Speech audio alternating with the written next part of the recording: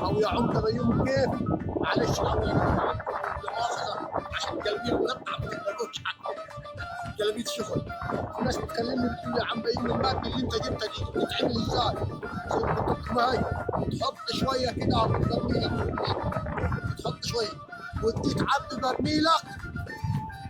برميلك للنهايه. طبعا انا ايه بوريكم تجربه البرميل كده متعبي، هو البرميل متعبي اه جرب عليهم البرميل متعبي برميل وريهم، واخد بالك بينزلوا ميته من هنا وري لهم برضه. ده كفيل الجركن ده اللي انتم شايفينه اهو، كفيل يسقي فدان، كفيل يسقي فدان. ما معاكش ملح، ما معاكش ملح جبت بتعب ليه؟ الله يخليك كفيل انك تجيب الجركن دي، ما معاكش ملح وما معاكش فلوس حتى بالعربي تجيب الجركن دي. الجركن ده يعني يصرف 500 جنيه 600 جنيه احسن من الشكاره ب 1200 و1000 ونص. مش وارد في الايام الغبره دي، واخد بالك؟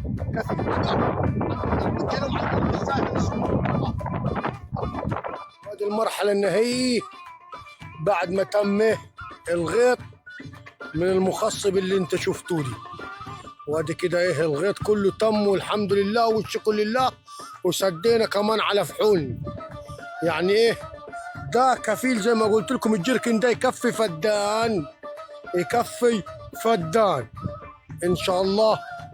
تحياتي ليكم، وان شاء الله يكون الزرع كله مبارك والزرع كله خير.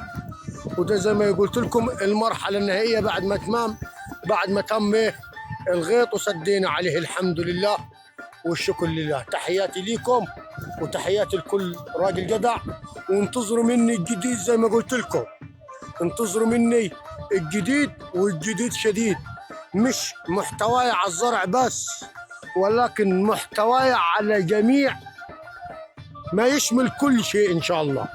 تحياتي ليكم، وربنا يبارك لكم في اولادكم ويطرح لكم فيهم البركه ويحفظهم لكم ان شاء الله، ودعواتكم ليني ان نوصل لكم المعلومه الصحيحه.